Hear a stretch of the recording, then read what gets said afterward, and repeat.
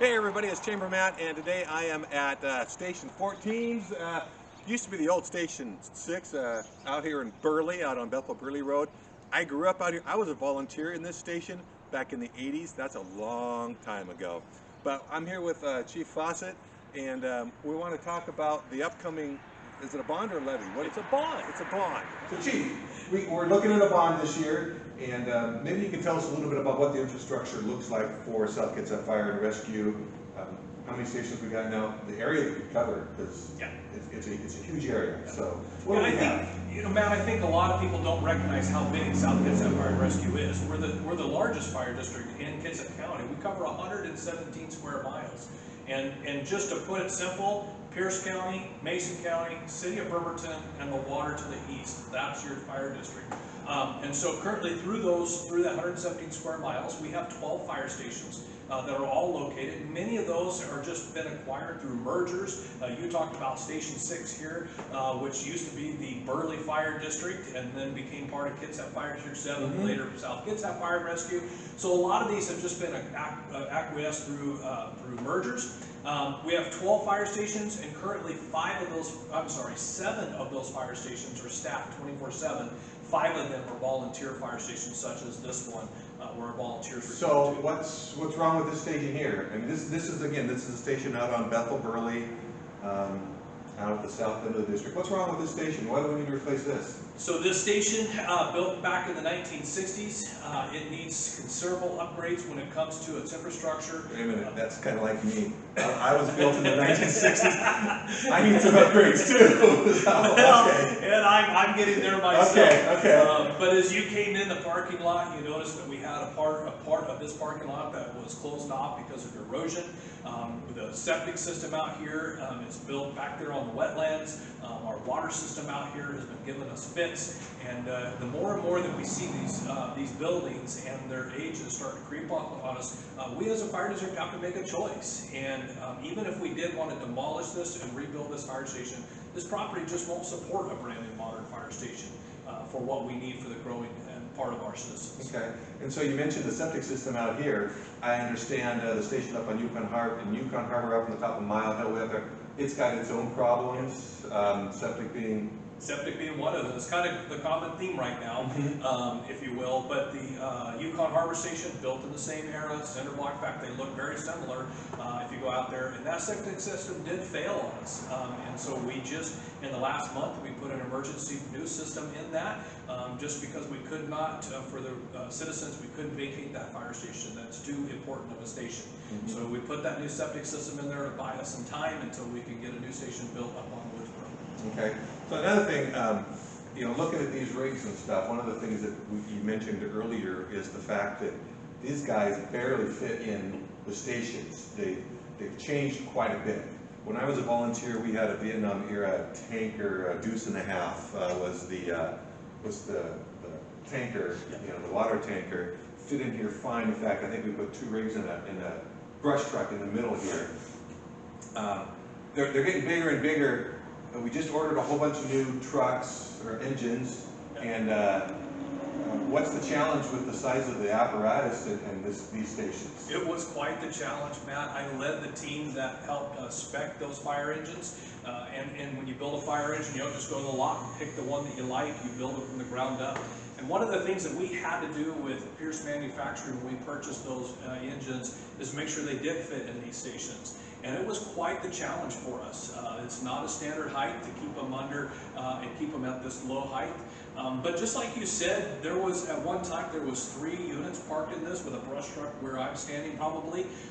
As of right now, you can see that in this bay we have a fire engine and a water truck. The Burley area has no fire hydrants. We need water when there's a house fire. So even in this station, I can't put an ambulance in this fire station. A new fire station would allow us to have an engine, a tender, an ambulance, perhaps even a brush truck. But they will definitely meet the needs of the citizens with a much bigger station. If we're going to build it, then let's build it for the next 50 years. Okay. So that's our thought there. All right, sounds great. Let's talk about the locations of the new stations. Okay. All right? Go. So Chief, got 12 stations now. you're looking at probably retiring 3, right? Is that the plan? You got this one, you got the one way out in Sunny Slope in Nowheresville, and the one up on top of Yukon Harbor. What are you looking at? Where are you looking at placing new stations? Yeah, so we've been working really hard to acquire property. One of the things for a fire district, when you're looking at new stations, you can't just go and buy any property. We need to be close in very strategic locations. They need to be on major thoroughfares, and that property is pretty limited in Kitsap County as we grow. And so we've already acquired all the property that we need. So we have 10 acres at the intersection of Bethel and Mullinex on Bethel Road, which is right dead center between our 2 fire stations on Bethel, and those 2 stations would merge up. We also, years ago, had worked with the city of Port Orchard out in the Old Clifton area where the new water park is.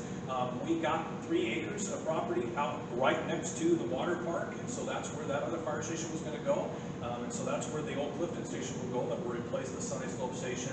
And then finally, we've been working hard at the intersection of Woods and Mile Hill, and we will probably be closing in the next 2 weeks on the PJ's Market property, but we have 3 parcels right there, so that whole corner becomes South Kitsap Fire and Rescue, just in anticipation of Proposition 1.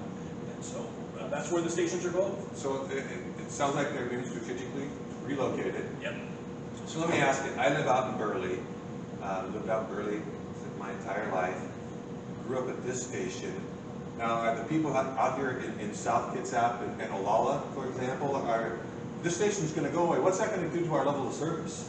It actually, Matt, will increase the level of service. And here's how. Right now, this fire station is not staffed. It has volunteers that come in, and very loyal volunteers that will come in. But even when this station was staffed, it was only staffed with 2 people. And a lot of people miss that only 2 people were working here. So when someone called 911, the station is unstaffed. As we build these new stations, the plan is and will be that there will be 4 people in those stations. There'll be an engine and an ambulance, whether it's a paramedic or EMTs in the ambulance, but there'll be an ambulance and an engine, 4 people. And so when you call 911, there's a second tier, there's a second layer, if you will, that manages that area.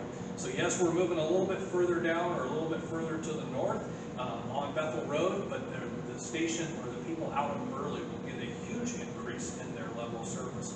And I think it's also important to realize that even though we did vacate and have to unstaff the station a couple of years ago, we have automatic mutual aid agreements with our neighbors at both Cape Peninsula Fire and Gig Harbor Fire that routinely help us in these areas with their staff stations that are close. Okay.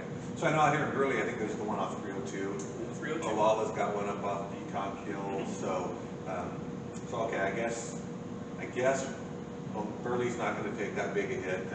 Not going to take any hit, I guess, really. No, our goal is never to take a hit to citizens.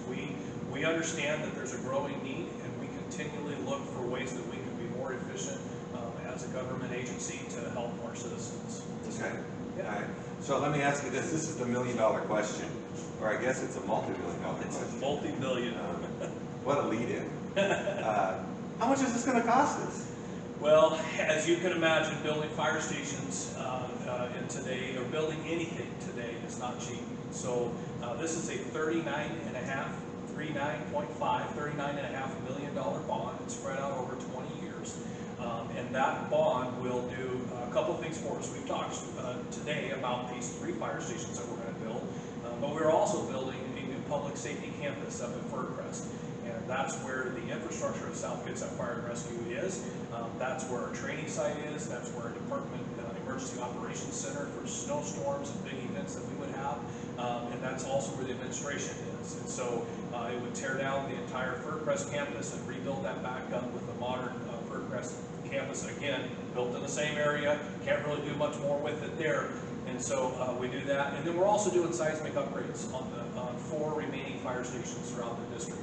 And so $39.5 million, and we have done everything we can. And people, if you know South Kitsap, just like when we purchased the fire apparatus with the 2015 bond, we are doing everything we can to be as efficient and as responsible as we can with the funds that the public allow us to use. All right, thanks, Chief. So the current bond that we had, it was a 5-year bond, right? It was 5 years, $5 million-ish? Yeah, $4.9 million. $4.9 million.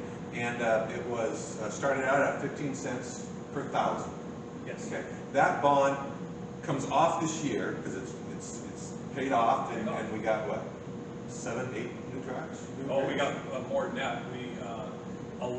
We got 11 big trucks plus brush trucks and ambulances. Okay, and stuff. so that was a huge, because if I remember correctly, some of the apparatus you took out of service, the ones that I had back in the 80s. But so the one we have now is 15 cents, and we're looking at replacing it with 17 cents, so which is 2 cents more. So we're going to pick up the 3 new stations. It's not going to be a huge impact on our taxes, because right now, as far as taxes go, I think the fire district is, I don't know if you all see that, it's a real tiny piece of the overall property tax package, and it's going to be great for the community. Yeah, Matt, I think that's important that people recognize that we were very grateful in 2015 when we passed the apparatus and equipment bond. We showed the citizens that we could do what we set out to do. We didn't waste any time. We got that project done faster than we could have imagined, and a lot of times we were able to stretch those dollars even further to get more equipment because of how timely and efficient that we were running. While that program was going, if we recall, Chief Wright, former fire chief, was working on this next plan for the facilities. We knew this was the next big project that we were going to have. And so it was very strategically located, or very strategically planned, that when the apparatus bond would expire, that we would be right back out here to ask and say, hey, we want to just keep that. I'm a taxpayer here. I live in the Manchester area. I'm already paying that bond money, and can I now just keep that going? And so yes, we're using 15 cents. The current bond rate right now is at 10 cents because of the millage and all the stuff that goes along with that. And so, for the property owner that is at a $300,000 home, this is an increase in 2021 of $21 per year compared to what we're paying right now. And so, again, we're doing everything we can to be as frugal, to be as responsible, and we just felt like this is the time. The infrastructure is not getting any younger, and it's not going to get any better. And so we just want to take advantage of, as those 2 bonds can flip, and if the citizens say yes, then we would just move right on into this. We're shovel ready. We're ready to go on this project. We just need to know what the citizens would like us to do. I think Hey everybody, so I just went over with the chief all the different reasons why this bond coming up here, this Proposition 1, is so critical to our community as we continue to grow. Getting the stations upgraded and manned is going to be great for the community. So I'd ask everybody to support this bond, vote yes coming up here in November, and support the fire department and our first responders and all that they do for the community. Thanks everybody.